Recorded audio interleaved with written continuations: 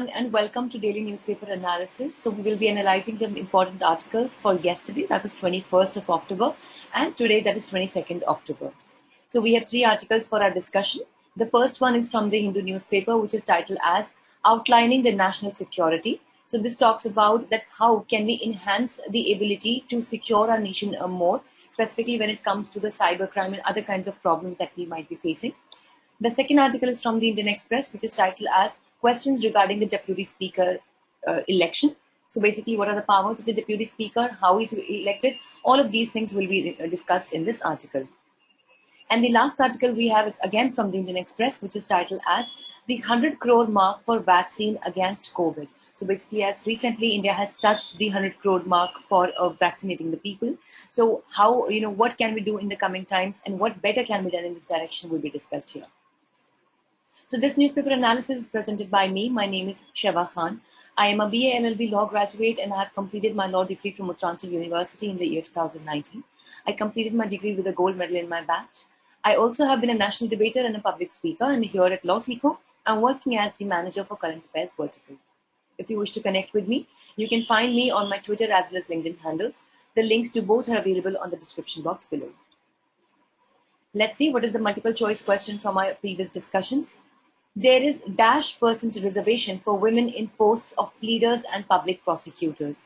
Your options are no reservation, 33% reservation, 50% reservation, or none of the above. Let's see what is the descriptive question from today's articles. What are the provisions relating to the Deputy Speaker of Lok Sabha in Constitution of India? So let's start with the first article of the day, which talks about the 100 crore mark for vaccine against the COVID-19 virus. So on 20th October, that was just a day before yesterday, India achieved the milestone of administering 100 crore doses of the COVID vaccination to its population. So let's understand that what are the possibilities in the future that we might have to see. So out of the 93.89 crore of adult population, 29.5 crores are completely vaccinated, which means that both the doses have been completed. By 2021 end, 70 to 80% adults will have been vaccinated. Vaccines for under 18 are also in process for approval. A booster dose for those who took their vaccines in January and February 2021 will also have to be made. Now here, the government needs to keep in force the COVID protocols so that there is no any kind of lethargy in the entire process. Appropriate vaccination has reopened the gates for economic activities and for the people to return to their normal lives, because obviously now traveling has become easier for the people who have been vaccinated and even easier for them who have been vaccinated with both the doses of their vaccine. Also, people are getting back to their work. The economic activities are able to be resumed because people now think that they're safer as compared to the people who have not been vaccinated, not even with a single dose. So India is at an advantage for already having been exposed to the Delta variant of COVID virus. So in a way, if at all, we will be developing the immunity through the COVID vaccine. So it would include, we can really hope that it would also include that there would be the Delta variant, or the resistance against the Delta variant would also be there. So complete vaccination is still a far way of 31.4%, not counting the population below 18. So that is why we know that if we at all think of complete vaccination of the country, then this still is a dream in a way which we have to work for, which we very soon will be achieving, but yet it has to be done. Now, why at all this is a reason to celebrate is that India had the fastest coverage for vaccination possibly anywhere in the world. Only China has administered twice the doses. Also, India, however, started much late, only in the mid-January, but yet as compared to the so less of time, we actually have achieved a very high mark. Also, the vaccination was further strained due to unavailability of raw materials, but now this has been worked upon by the authorities, and definitely it's a good sign that we do not now really have a shortage of vaccines, which earlier India was facing. Also, the present pace of dosage runs somewhere between 20 to 60 lakhs every day, which is actually very huge. With this, let's discuss the second article for the day, which talks about outlining the national security policy. So the national security policies, which we call as the NSP, has undergone significant changes in the last 2 decades of the 21st century. So these cyber attacks are the new threats as cyber weaponry is available even to the poorest nations. Now, this is one thing that we need to understand, that since the time the people have evolved, the technologies have evolved, the kinds of crimes have also changed. Now earlier there were crimes generally that was physical in nature. Now people have also resorted to crimes that can be committed through internet, through devices, through technologies, which ultimately are called as the cyber attacks.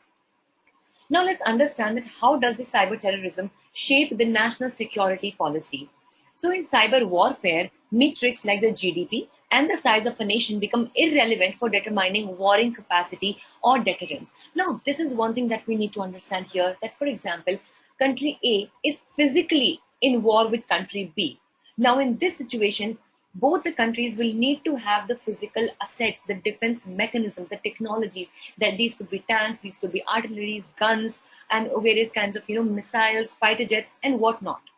But and in this case, definitely the GDP of the country would play an important role. Let's say, for example, that India, God forbid, comes under a war or falls under a war with a small, poor African nation. Now, in this situation, obviously, India definitely has a better GDP and there's a better capacity in getting the latest of the technologies and the latest of fighter jets and everything that is required for the physical war. But unlikely this is not the case when we talk about the cyber warfare. In this situation, even a country, even an island or whatsoever, just because now this because comes through the intellect of the people. This is actually a kind of an intellectual, output. Though definitely it's very dangerous and not something that we really want to have. But in this case, the economic prevalence or the economic, power of a country does not really play a very, very significant role. Here, please do not get that economy plays absolutely no role. No, that's not the case, because for all the latest gadgets, technologies, you need some money, of course. But still, the economic capacity of the nation would not, hamper its presence in such cyber warfare. So the national security policies have to accommodate the drones, robots, satellites, artificial intelligence, covering more than just overt or covert operations. So basically, even if the operations are on the face, that are called as the overt operations, or even they are hidden operations like the covert ones. So in that situation, the national security policies have to include the drones, robots, satellites, artificial intelligence, and whatnot. Then a bilateral cyber conflict could cause damage on an unprecedented scale. For example, the Mumbai electricity was shut down for hours through a cyber attack from China. Now, in this case, it was actually even very difficult to even detect that some kind of cyber attack is going on, and thus it was very, very difficult to also stop it at the right time. So the national security policy will now have to list down the assets that need to be protected and the possible opponents who could attack the same. Now this could be the assets that we're talking about is the crucial information, other data about the people that we have. Like for example, the government has their Aadhaar cards linked. So even our fingerprints are there with the government. Just imagine that how bizarre a situation would be that the portals of the government where this sensitive data has been stored, if that gets hacked by any country, any other country. So they literally will have information about every individual of the nation, which definitely is not very safe. So also the pandemic has driven the economies to the brink of disaster, and the new priorities of the national security policy would be desalinating seawater, immunity medication, hydrogen fuel cells, and thorium for nuclear reactors and anti-computer viruses as well, because these are the new age kind of wars that are taking place. So the agenda shall be critical of new technology emerging in cyberspace, and multilateral treaties have also left India with no real allies. So definitely India should come together with various other countries in order to make sure that the data, the kind of the viruses also that are hampering the computers, that are hampering the technological system. So these can be checked right in time, and that we have the right kind of mechanism and technology to check such kinds of cyber attacks. So here this article also talks about the methods to incorporate stuff in the national security policy. So first that it talks about is the resource mobilization, wherein it says that this can be best achieved by banks through first increasing the FD interest rates of the banks and decreasing the loan interest rates. So now let's discuss the third and final article for the day, which talks about questions regarding the deputy speaker election. So the new deputy speaker of Uttar Pradesh was appointed on Monday. The speaker, whose name is Nitin Agrawal, was a Samajwadi Party ticket winner in 2017 before defecting to BJP. So the anti-defection action was rejected by the speaker days before his election, making him essentially a SP winner still. So let's understand that what are the provisions relating to the deputy speaker under the Constitution of India. Articles 93 and 178 make appointing a deputy speaker absolutely necessary and that it shall be done at the earliest. So generally, the deputy speaker is elected in the second session unless there are serious and unavoidable circumstances. Article 19 clause 1 provides that it states that the deputy speaker shall have the powers of the speaker when taking over the office in the absence of the speaker. Yes, of course, we all know that. And if the para 5th of 10th schedule states that a deputy speaker has to leave his affiliation with a political party on virtue of being elected as a deputy speaker, because he would not be allowed to belong to a particular political party once he is now holding the position of the DYS. So the deputy speaker also cannot rejoin the same party or another party during the term of office. So let's understand that what has been the court's intervention in the election of the deputy speaker. So Delhi High Court has had a petition which stated that delay in the appointment of deputy speaker is violative of Article 93 because it provides for the absolute necessary and earliest appointment of the deputy speaker to the House. So there is no such precedent of court forcing the appointment of one. However, the experts opine and they say that the court does not have the power to inquire on the subject when we talk about the separation of powers as provided under the Constitution of India. And normally the courts do not intervene in the procedural conduct of the parliament, says Article 122 clause 1 of the Indian Constitution. So that was all for the day. Thank you so much for joining in. If you wish to download the PDF of today's slides, you can join a Telegram channel. The link is there in the description box below, or you can scan the QR code that you can see on your screens right now.